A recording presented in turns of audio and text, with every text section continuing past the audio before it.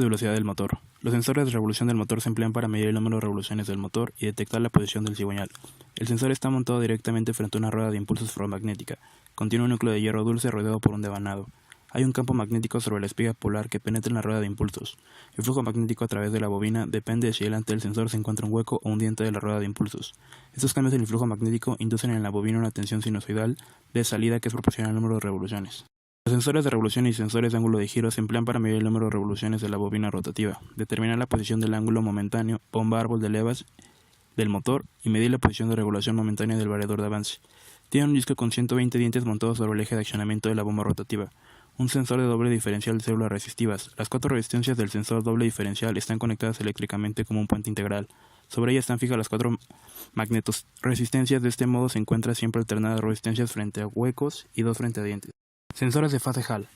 Indica si un pistón del motor se encuentra en tiempo de compresión o de escape. El sensor de fase junto al árbol de levas suministra esa información a la unidad de control. El árbol de levas gira un rotón de material ferromagnético. El circuito integrado Hall se encuentra entre el rotor y un imán permanente que proporciona un campo magnético perpendicular. Cuando pasa un diente por delante del elemento sensor atravesado por corriente, varía la intensidad del campo magnético perpendicularmente al elemento Hall. Sacométricos de cajas de cambios. Detectan la velocidad de rotación en cambios de marchas automáticas, semiautomáticas y de variación continua. Posee un CI de efecto Hall diferencial y una interfaz de corriente bifilar. El sensor puede detectar la señal de velocidad de rotación generada por ruedas dentadas y discos de chapa ferromagnéticos, aprovecha el efecto Hall y suministra una señal de amplitud constante, independiente de la velocidad de rotación. Luego, mediante una resistencia de medición RM integrada en la unidad de control, se convierte en una tensión de señal URM. A continuación, hablaremos de los sensores micromecánicos de giro y sensores piezoeléctricos de horquilla de sintonía. Ambos cuentan con el mismo principio de operación.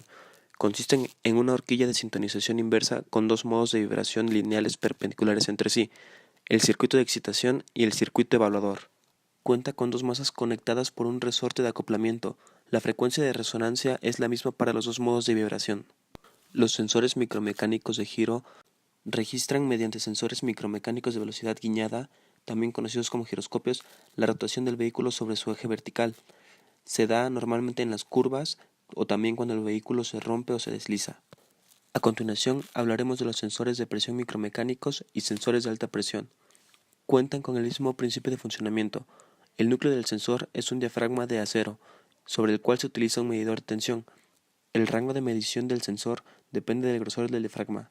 Diafragmas más gruesos para presiones más altas, diafragmas más delgados para presiones más bajas. Los sensores de presión micromecánicos detectan la presión del colector de admisión, presión de esfuerzo para el control de la presión de impulso, presión ambiental, presión de aceite y presión de combustible.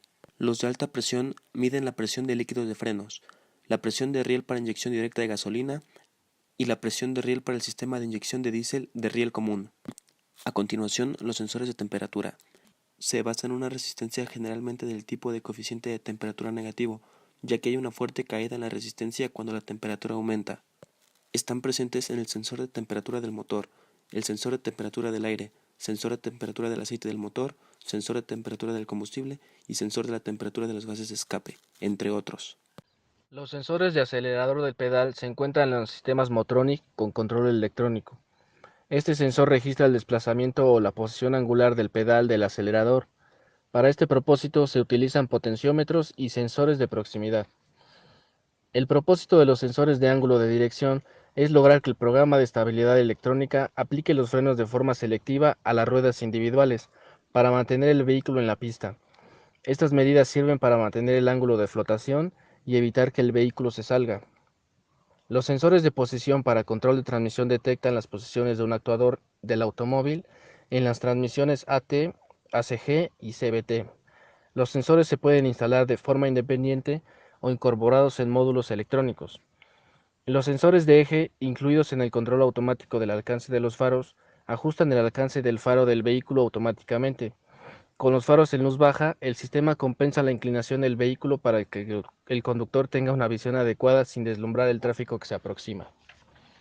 Los medidores de masa de aire de película caliente proporcionan un control piloto preciso de la relación aire-combustible.